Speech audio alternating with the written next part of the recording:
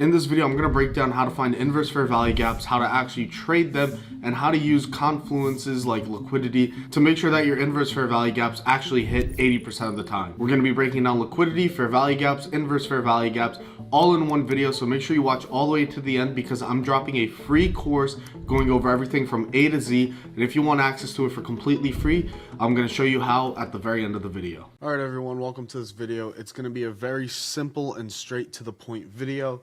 So today we're going to be talking about inverse fair value gaps. I know it says invest here, it's supposed to say inverse. But by the end of this video, you're going to understand the basics of trading inverse fair value gaps, how to use liquidity sweeps in unison with inverse fair value gaps, and be able to use them effectively in your trading journey. The reason I say effectively is because a lot of people, they just assume there's a fair value gap, it inverses, and that's your entry every single time for a play. And that's just not true. You have to use liquidity and sweeps of liquidity in order to actually trade inverse fair value gaps properly. You need to be able to trade the sweeps and trade them to an area of liquidity. But to do all that, you first have to understand what is a fair value gap. So before we get into trading inverse fair value gaps, it's important you understand what a regular fair value gap is. A regular fair value gap is an imbalance in the market where buyers or sellers take control of the markets. When the market is moving up very consistently or down very consistently, that is an imbalance in the market. All right? When the market is moving side to side like this and buyers and sellers cannot figure out who's in control, this is a balanced market. So, to find imbalances, we use a 3-candle pattern to find these imbalances, and we mark them on our chart. So the important thing to note is that the candle that the gap is drawn is always a strong candle. This candle is only a candle that institutions can form. And the reason institutions form this is because the candle will look something like this compared to smaller candles like this leading up to it. And this is what creates the gap for us. And the reasoning we'll dive into deeper in the next few slides. But this candle is only able to be made by institutions because it requires a large amount of volume. Remember, this is a battle between buyers and sellers, and only institutions are the ones who have enough buying power to actually create an imbalance in the markets. So moving on, here's an example of a fair value gap. Notice that it's a 3-candle pattern.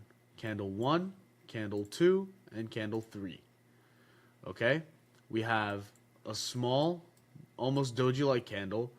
Then we have a strong red candle following. Then we have an even smaller doji over there. The dojis don't matter. All that matters is that strong candle, which creates an imbalance in the markets for the sell side. This is a fair value gap. Continuing, how do fair value gaps work? Knowing how to find fair value gaps is only half the battle. Understanding why they work is equally as important because it creates conviction when you're trading. A lot of times what a lot of traders have is they learn a concept, but you guys don't understand why that concept works, and that's the reason you don't have conviction in your trades. So in order to provide that conviction, we're going to go over how they work. And as you can see in this example, look at where the fair value gap is created. On a strong red candle. There's a clear imbalance in the markets. That's something you guys should take note of. So here's the analogy I like to use when it comes to fair value gaps. Imagine you have a paint roller. You dip it in the paint, and then you start painting a wall. So let's just say you have a wall here.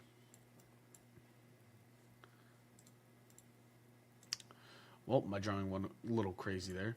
But let's assume you have a wall. And in that wall, you start slowly painting. You're slowly painting it.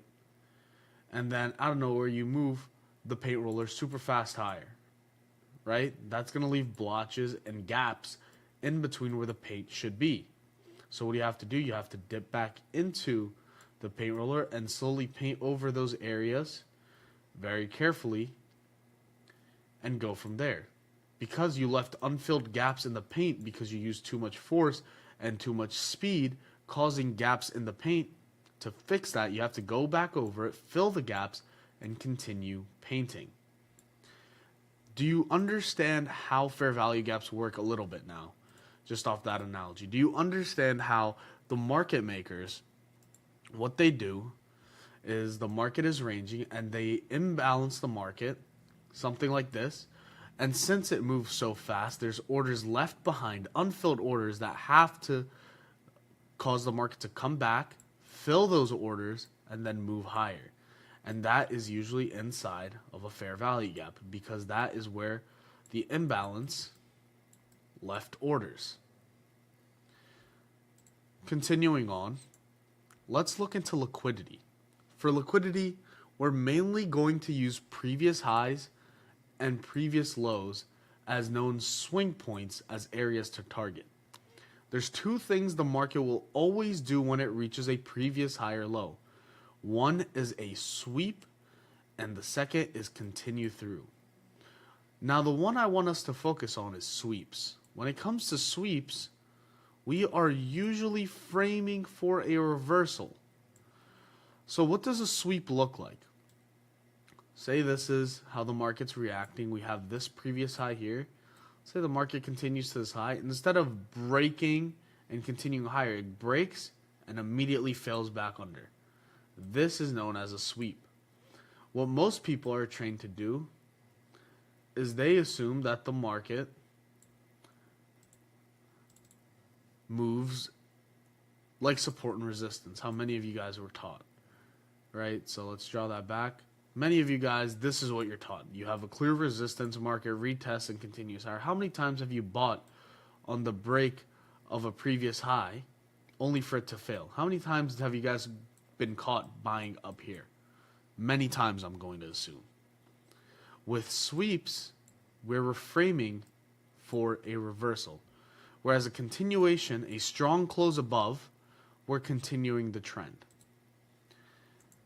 Here's an example of a liquidity sweep. Most of you guys have been taught that this right here is an area of support. But you can see when the market continues to this area, instead of continuing lower, following this trend, it sweeps this low and then moves higher.